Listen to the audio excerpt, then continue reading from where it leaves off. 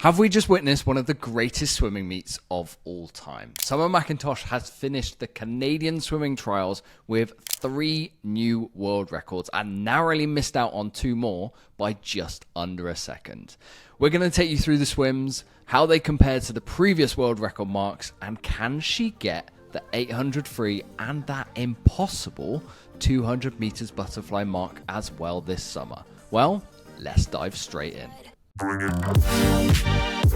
Okay, bit of a bonus episode of the Propulsion Swimming Podcast, just because there's so much going on in the world of swimming right now, and specifically over at the Canadian trials. Summer McIntosh has kind of announced to the world that, honestly, she's the best swimmer in the world right now, and it's not close. Yeah, honestly, I mean, we were talking about Leon Marchand literally about 12 months ago, give or take, and now Summer McIntosh is just, I don't know what she's done. She's just found a different level completely in 3 events, and like you said in the intro, I think that 200 fly is within grasp, and I would never have said that a year ago or 10 years ago. That's one of those impossible world records, and she's within half a second. Unbelievable meet, and it surely has to go down as one of the best meets possibly ever. It's just missing the Olympic sort of value, if you like, but yeah, incredible swims. Yeah, I think it can definitely be discussed, like right up there with Phelps in Beijing, Phelps in World Champs 2007, maybe even some of the World Championships that swimmers had in super suits in 2009, but there's a big asterisk next to those. Yep. Summer McIntosh didn't have a super suit taking down these records, and there were some phenomenal records that she's gone through. She's broken the 400 meters freestyle, the 200 meters individual medley, which was a decade old, held by the great Katinka Hosszu, and the 400 meters individual medley mark, which maybe was the given out of the 3 of those, given that it's her world record and the form that we knew she was in after these trials got started. So Dan, let's jump straight through them, man. We've got so much to talk about here, but we're going to go through, compare the swims to the old world record marks, and then maybe we'll just talk about what's possible at World Championships this summer, because it's still trials. Like, this is the trial part of the year. This isn't the target. She won't win world medals. Things change when you get to a World Championships. There's different pressure on the line, and she's got the world records now, so it's kind of world gold is the aim. But some of these swims, you just wonder what new heights she can take the sport of swimming to. What the fact that she's only 18 as well, and you think, oh, is she in her kind of prime? lost as Is well, she in her peak? Like, she's still got another, potentially a decade, if not more, if she wants to stay involved in the sport, and who knows how low these records can go. I mean, we'll talk about the world records first. She did them obviously in different order, because she started with the 800 but missed out on the world record. But the first world record was the 400 free, which I think was a massive surprise to both you and I think the entire swimming world, because that Titmus world record was phenomenal, and then she's just taken over a second off it. Unbelievable swim. I think that was the surprise, the fact that she's knocked 1.2 seconds off that mark. And that mark had, like, that world record a few years ago was 3:58s. Yes, I know. And now it's all the way down. Summer's new mark is a 3:54.13. Again, finding new levels, which is quite amazing, really. And I love the fact that she raced it and almost took it out quite strongly, if I'm honest. We'll talk about the Australian trials that are coming up, and a lot of the Dean Boxall swimmers they seem to be attacking the race, and that's exactly what Summer did in this race, splitting a 56, which is pretty good, but then all of the 50s were sub 30. I don't think there's been a swimmer that's ever done that on the women's side on 400 freestyle. So she's not only going out strong, but sustaining it, and then coming back quite well as well, because she ended on the 58, I think, 58 mid, which is insane. Like, I don't know, what's just unbelievable. Like, we talk about generational talent, and she really is one. Let's deep dive into the split slightly before we move on to a different event. So the 4-3. So Titmus's previous world record mark was a 56.92, minute .02, 59.96, a 58.48. So she came back really, really strong. Yeah. Summer's splits in comparison was a 56.95, so bang on that pace. 59.47, so really attacked that second 100 more than Titmus did. 59.23, again, the third 100 is the 100 that every coach will talk about. This is where you start really racing much faster than Titmus has gone. And actually faster than her previous 100, where I just said she attacked it from the start. Yeah. She essentially negative splits from the second 100 down. And then she finishes with a 58.53, which again is like highly comparable to Titmus's 58.48. It's very Thorpe-esque, if I'm sense. honest. Yeah, do you remember his world record back before Martins and Biederman got it, where I think it was a second 100. From there on in, it got quicker and quicker towards the end. Yeah, just like you said, all 50s sub 30, all 100s sub 60. Yeah, I mean, outstanding. It's an incredible engine. The stroke rate that she has and maintains it throughout the 4 minutes, give or take, is quite stunning. And again, it just throws you into the realms of possibility of what she could eventually end up doing. And I just don't know if there's a ceiling right now. Where could she go? It would be insane if we talked about a 3:53. I think that's. I mean, she's only 0.2, Exactly. 0.1 and a bit within that. Could you imagine? I mean, honestly, outstanding stuff. And that was the first world record. I don't know if it gets better from here or not. No idea. Well, the 200 meters individual medley, this world record is a Katinka Hosu one, which was a monster. Yes. Yeah. Like, we're in a golden era of 200 meters individual medley. That final at the Olympic Games, we said it going into Paris, was the race on the women's schedule, given that the quality of names that went into it. You've got Kate Douglas, Summer McIntosh, Kaylee McEwen, Alex Walsh. They all kind of accumulated into this one big spectacle because they've got their own other races elsewhere that they were all winning gold medals on. And at that Olympic Games, that was one of the best races I've ever seen. And the time didn't get to what Hosu had the previous world record mark at the 2:06.12. So I think it's really interesting to look into how Summer has improved from Paris down to where she is now and where she took chunks out of the world record. And honestly, when you look into the splits, it's really surprising given that Hosu's strength, if anyone ever watched Hosu swim, it was a good 10 years ago now that she was in her prime. Hosu's strength was her backstroke. Yes. But Summer splits, so I'll go through them. The flies, she gets the better of Hosu. She goes a 27.19. Hosu splits was a 27.3, just a bit better. Now, Hosu's backstroke was a 31.64. That's very good, mind you. That is That's a really good split. And Summer's gone a 30.8, so taken 0.8 0.8 off the world record. Now, the breaststroke, and we'll see this with the 4am world record as well, the breaststroke clearly isn't quite at that mark. It's not even at the mark that Summer's been at her best at when you look at the 4am. We'll get to that. So Hosu gets a second on her here. So Hosu swam a 36.70, Summer a 37.76. But then the freestyle, we've just talked about the 4 freestyle and how she closed out that race. She closes this with another sub 30. So she just doesn't swim anything over 30 seconds for 50 meters freestyle. Seems that way. And she closes in a 29.95 compared to Hosu's 30.48. And again, that 30.48 is very good. Incredible. Yeah, if you go back to the Paris final, I don't think there were many Summers that went sub 30 for that final 53. Pretty sure there was maybe 1 or 2, but I don't think there were many. But the clear improvement has been on the backstroke. To go 0.8 quicker than a Hosu split on a 50 backstroke in a 200 IM, where her strength was, and like I said earlier, the 31.6 that Hosu did, she would take chunks out of the rest of the field on that split. And then you've got Summer effectively taking a chunk out of Hosu's split. I mean, it's an incredible split. 30.8 is madness to go from a 27.1 into that split as well. And then to try and carry it on into the breaststroke is obviously going to be difficult. But she's got to try and push through the breaststroke because that's her weakest stroke. So it doesn't surprise me that there's a second drop-off when you compare it to Hosu. But I think Hosu's breaststroke is actually very underrated. It's actually really quite strong. Yeah. But then, the 53 at the end, no one's competing with Summer at the end. So if she's turning first or, level, she's going to win the race. But she's a good 2 seconds, maybe more actually, ahead of the rest of the world right now. She's flying. Yeah, you don't... I think maybe me saying the breaststroke is the weak link is is harsh.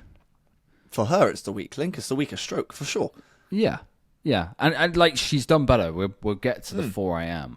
Like, she went over almost a second faster when she set the previous world record mark in that. But obviously they've taken a look at coming into these trials. The IM, to me, it's kind of obvious that I mean, you just look at these splits, the backstroke has been the work on. Yeah, I think it's a case of get to the front of the race. The fly is obviously very strong for her. And then the backstroke, if she can stay at the front of the race by a good distance, body length or half a body length, against the rest of the names that you said earlier, Kaylee McKeown, Alex Walsh, etc., then it puts her in the best place to avoid all that wash. And then you have clear water to then try and get through the breaststroke effectively and then come home charging on the final 50. Maybe that's part of the plan. But yeah, I don't know if she can go any quicker. But it seems as though, as always, the breaststroke is the area to improve on next, I suppose. Yeah, I'm just looking at where this 2IM world record could potentially go now. So it's a 2:05.7, and I think the splits are fairly even for what she's capable of. I'm just looking at her previous, like her world junior record mark that she set in 2003. So her fly split then was faster than what she's done here. She went out in 26.8, which is rapid. Ooh. She paid for it on a backstroke with a 31.3. Her breaststroke then was a 38.6. So there has been improvement since 2003, without a doubt. But like even in Paris, her Paris split for the breaststroke was a 37.5. So it's kind of taken a step back from there. But actually, if we go back to the backstroke, her Paris split was a 31.8. So that justifies us saying like the backstroke is the work on. But her freestyle, her old world junior record in 2003, she'd previously finished in a 29.6. Which actually is kind of mad when you think she took the fly out in a 26.8, and even in Paris she took the fly out in a 26.8. So maybe it's a case of she's been holding back the fly just that tiny bit, push the backstroke more. Because often swimmers say the backstroke is the leg killer, especially then going into the breaststroke. So she saved the fly. Easy speed for her is still rapid for the first 50. Yeah, very similar to the 400 free in terms of stroke rate. I mean, it's just a case of trying to get the arms going all the time. If you can maintain a stroke rate and tempo, it's a little bit easier to sustain the speed. So if she then tries too hard on a fly and then has a drop-off on speed on a backstroke like she did previously, it then has a detrimental effect on the breaststroke, and then obviously being a strong freestyler, she can bring it back. But she's obviously analysed that, or coaches have analysed that and realised attack the backstroke, and then hopefully it will then kind of blend into the breaststroke, and then freestyle is freestyle for her. So maybe that's the next port of call for her to try and maintain that speed. The first two splits maybe are absolutely ideal, and now it's a case of, right, we've got to get fitter, stronger, whatever it is, to really attack the breaststroke and try and find 0.2, 3, 4, 5 plus. You never know. Maybe it's more of a taper. Maybe it's more rest going into the summer. Because actually, as the point we're recording this, World Champs is only 45 days away. I don't think she would have had a full taper into this competition. I think watching the highlights and listening to her comms, I can't remember who was on commentary, but I think she wasn't fully tapered. Maybe had a drop taper, but not fully tapered. And again, in a 2 meter depth pool, it just begs the question, like, how much further can she go? I mean, 3 years' time, 21, maybe then she's at the peak of her powers then. I mean, just and she's doing these times now. I'll tell you what, if you're in the YouTube section of this video, we'll put this out on audio platforms as well. But let us know in the comment section, how low do you think this world record can go? Can it go lower? Because we've just gone through the splits there of previous swims that she's done. It does almost look optimal pacing, like the whole way through. Maybe there's some improvement on the back end of it, but you kind of pay the price for work in the front end. It's kind of both ways.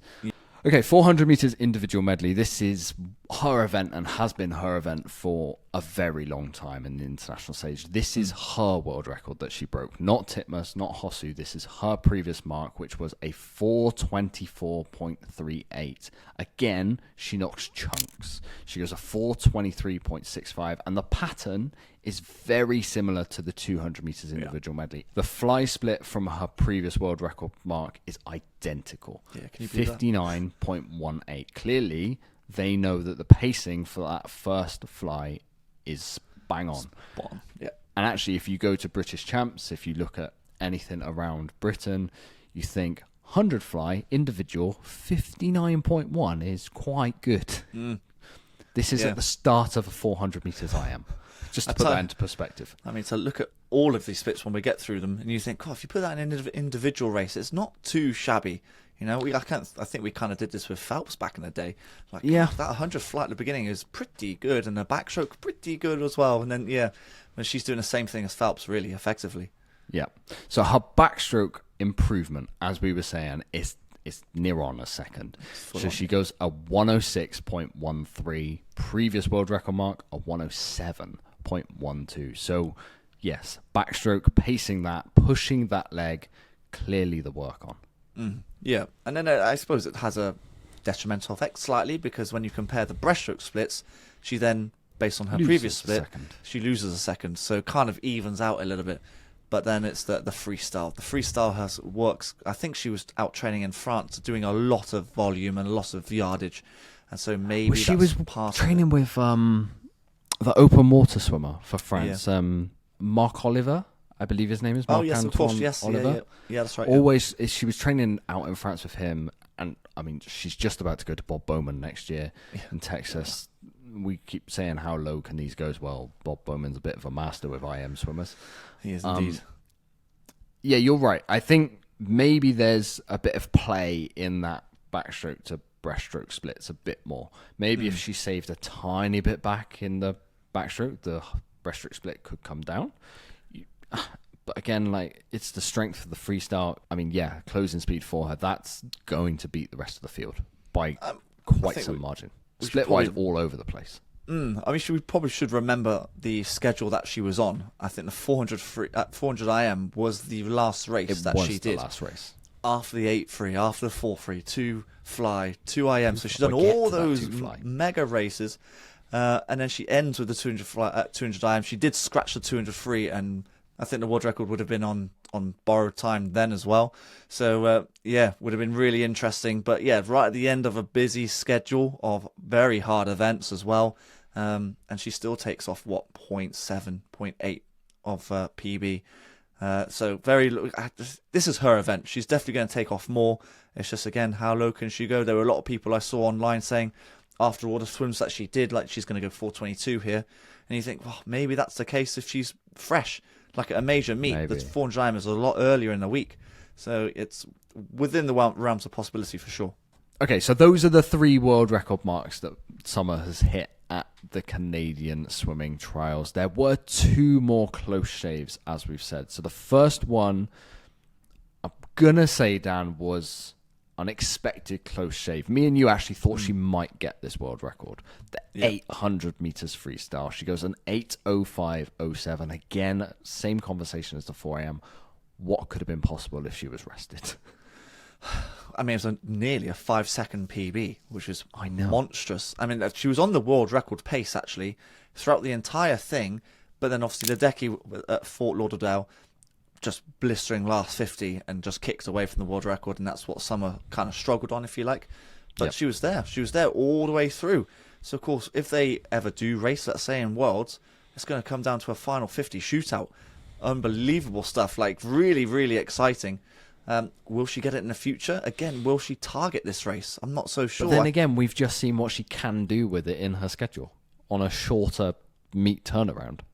And you can see what she does after that 800 free as well, when hitting these ridiculous world records as well. So maybe it's a nice warm-up for her to go a Canadian record 8:050. That would be an incredible swim. I just don't know if she'll target it, really. I'm not quite sure. But again, I hope she does. The work she's been doing in France with the whole volume thing with the Marc Oliver is it works a treat at the moment, it seems.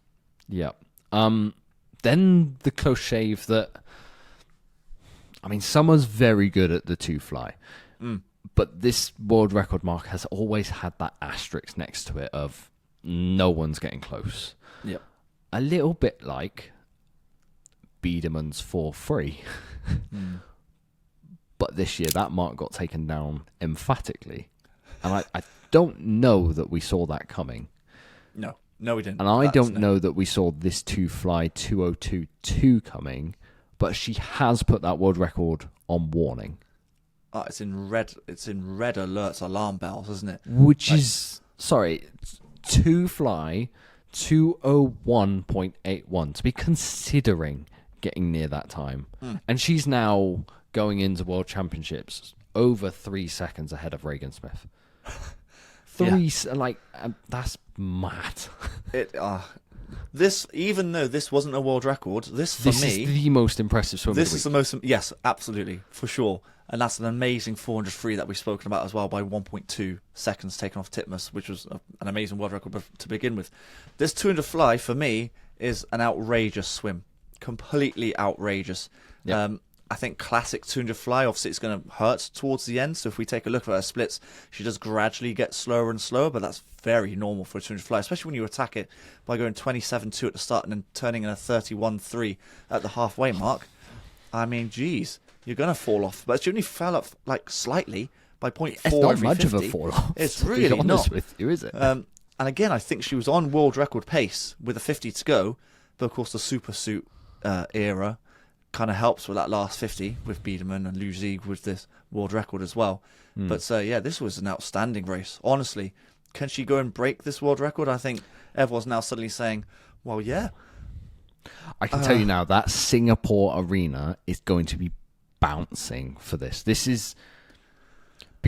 I just remember when we were sitting here in Paris, and I'm going to compare this to the men's 1500, where we knew that world record was on borrowed time, given that the state of distance swimming was. And then there were several close shaves with Pouch and Airy getting incredibly, incredibly close at a World Championships before, and just how loud the arena got for that. Yeah. And they kind of knew at the Olympic Games, someone's going for this world record. And when Bobby Fink started getting those splits, getting close, or he was under it by quite a way, given the way that 1500 world record used to be. But when there's that momentum inside a building, you can feel that in a swimming pool. You speak to all of the swimmers around, they can hear the crowd, especially on turns, especially when they're breathing.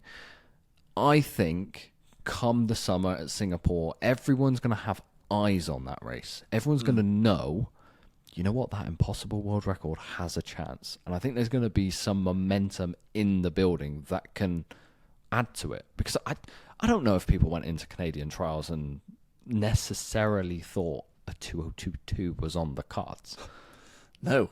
I think everyone else in the world's going 2.4s, and that's considered amazing. 2.4s. That is amazing. Then to go 2 seconds quicker is insane. I mean, that 200 fly world record, and it still is the world record right now, obviously, is, I think, the second hardest world record to break behind the men's 800 free. And now suddenly it's like, there's like potentially one to break within the next, how long's Worlds away? less than 50 days. Yeah, like next 2 months it could be gone. It's got to find 0.4, sorry. Where can she find those splits? I don't really know. I don't know. I'm not so sure, because I was watching the race, because obviously that was my favourite event that she did last week. And I was watching every turn, and there was no real gliding. She kind of smashed every turn really, really well. Spotted it nicely. The underwaters were good for what's considered on a 200 fly. The breathing pattern was the same pretty much on every single length. So I don't think there was much more to give on the day. Maybe it's a full taper of momentum in the building. Yeah. Maybe that's what gets it. Because like you said, maybe the process is actually already correct. Like the process is almost perfect for that 2-fly time.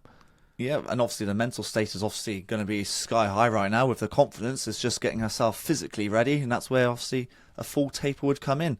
Yep. Very exciting. Will she get it in Singapore is the question I'm going to pose to you. Yeah, let's be positive. Optimistic. Let's be positive, optimistic. Swimming is currently now, because of a few swims over the past 12, 24 months, I think into a new stratosphere, a new realm of what is capable in a swimming pool. And I think we have genuinely just seen one of the best weeks of swimming. I think it can get better. I think she can go even faster in a lot of these events in the summer.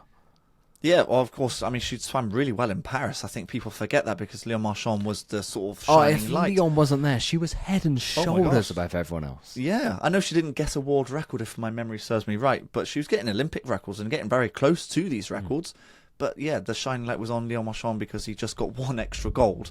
And he was the home fanboy. And obviously being French, etc. Yep. But suddenly, going to Singapore, she is the number one swimmer in the world, and she could come away with, depending on her schedule, at least 4 golds in the individuals And then whether she does anything in the relays, I don't know. Because 4x2. I'm not going to lie to you, I didn't watch anyone else at Canadian trials. It was just Summer.